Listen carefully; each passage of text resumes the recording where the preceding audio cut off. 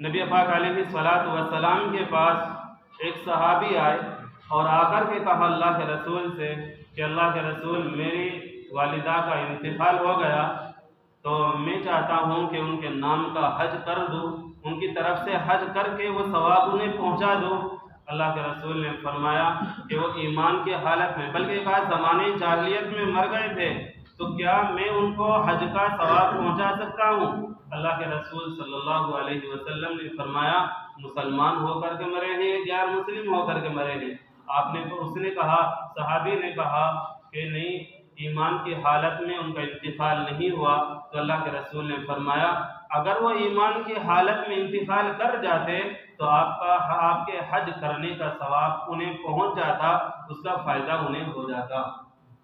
تو ثواب جو پہنچتا ہے وہ ایمان والوں کو پہنچتا ہے، جن کا انتقال ایمان کی حالت میں ہوا ہے۔ اور اللہ بچائے اگر کسی کا انتقال کفر کی حالت میں ہوتا ہے تو پھر ایصال ثواب نہیں ہوا کرتا، غیر مسلم کے لیے استغفار نہیں ہے، ایصال ثواب نہیں ہے۔ حضرت سعد رضی اللہ تعالیٰ عنہ آئے اور کہا کہ اللہ کے رسول میں تو سفر میں تھا اور میری والدہ کا انتقال ہو گیا، تو میں چاہتا ہوں کہ کچھ کر کے بھلا کام کر کے ان کے لیے ایصال ثواب کر دو، کیا اس کا ثواب انہیں پہنچ جائے گا؟ نبی پاک علیہ السلام نے فرمایا کہ ہاں۔ تو حضرت سعد رضی اللہ تعالیٰ عنہ نے اپنا بہترین باغ جو اس وقت موجود تھا اپنی والدہ کے لیے صدقہ کر دیا اور لکھوا دیا کہ یہ حضرت سعد رضی اللہ تعالیٰ عنہ کی والدہ کے لیے ہے، یعنی اس کا ثواب ان کو پہنچے گا۔ اسی طرح نبی پاک علیہ السلام نے فرمایا کہ ایک مرتبہ قل هو اللہ احد کی سورت پڑھیں تو اس پر اللہ تبارک و تعالیٰ تہائی قرآن کے برابر ثواب عطا فرماتے ہیں، اور اگر 3 مرتبہ قل هو اللہ احد پڑھ لی جائے تو اللہ پورے قرآن کے برابر ثواب عطا فرماتے ہیں۔ تو ہمیں چاہیے کہ ہم اپنے مرحومین کے لیے کوئی وقت ایسا متعین کرے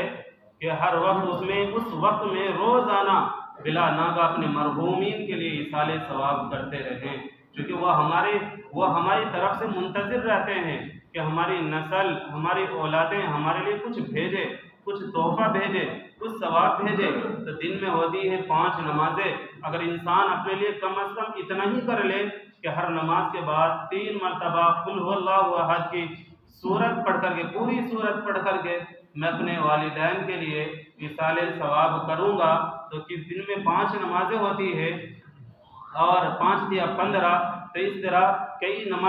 قرآن کے برابر ثواب، 5 قرآن کے برابر ثواب مل جائے گا، 5 قرآن کے برابر ثواب آپ کے مرحومین کو ملتا رہے گا۔ اچھا، ایک مسئلہ یہ ہے کہ کس چیز کا ثواب ہم اپنے مرحومین کو پہنچا سکتے ہیں؟ تو یاد رکھیے، فرض اور واجب کو چھوڑ کر ہر چیز کا ثواب ہم اپنے مرحومین کو پہنچا سکتے ہیں۔ فرض نماز تو آپ کے لیے فرض ہے ہی، وہ تو آپ کو کرنا ہی تھا۔ واجب بھی آپ کے لیے ضروری ہے، واجب اور فرض کے علاوہ آپ نفل نماز پڑھے، قرآن کریم پڑھے، تسبیحات پڑھے، نفلی روزہ رکھے اور حج کرے، نفلی حج کرے، عمرہ کرے، یعنی ہر قرآن پڑھے، ہر چیز کا کھانا کھلوائے غریبوں کو، ہر چیز کا ثواب میت کو پہنچ جاتا ہے، بس چھوڑ کر کے فرض اور واجب کو۔ طریقہ کیا ہوتا ہے؟ طریقہ یہ ہوتا ہے ہم جو بھی کام کریں یا تو پہلے ہی نیت کر لیں اس کام کو کرنے سے پہلے ہی کہ اب میں جو نفل نماز پڑھ رہا ہوں اس لیے پڑھ رہا ہوں تاکہ اس پر جو ثواب ملے وہ ثواب میں اپنے فلاں کو پہنچا دوں، ایصال ثواب ہوتا ہے۔ چاہے اس عمل کو کرنے کے بعد نیت کر لے کہ میں نے جو عمل کیا ہے اللہ اس میں جو غلطی ہوئی ہے اسے معاف فرما اور اس کو اکمل طریقے پر قبول فرما کر، مکمل طریقے پر قبول فرما کر اللہ اس کا ثواب فلاں کو پہنچا دیجئے۔ اللہ کے رسول صلی اللہ کئی طریقے ہوتے ہیں، یا تو آپ جس کو پہنچانا چاہتے ہیں صرف اسی کو پہنچا دیجئے، یہ طریقہ بھی صحیح ہے۔ آپ چاہتے ہیں کہ ہم میرے آباء و اجداد اوپر سے جتنے بھی گزر چکے ہیں اللہ میں اپنے آباء و اجداد کو اس کا ثواب پہنچانا چاہتا ہوں، تب بھی ثواب پہنچائے گا۔ اور ایک طریقہ یہ بھی ہوتا ہے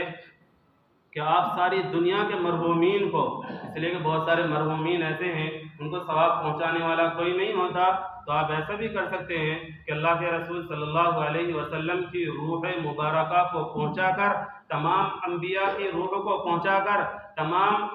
صحابہ اور نیک لوگوں کی روحوں کو پہنچا کر، حضرت آدم علیہ السلام سے لے کر قیامت تک آنے والے سارے مسلمانوں کی، یا اب تک جتنے لوگ دنیا سے گزر چکے ہیں، اللہ سب کی روحوں کو اس کا ثواب پہنچا دیجئے، اور خاص طور سے ہمارے فلاں کو پہنچا دیجئے۔ یہ سال ثواب کا طریقہ ہوتا ہے۔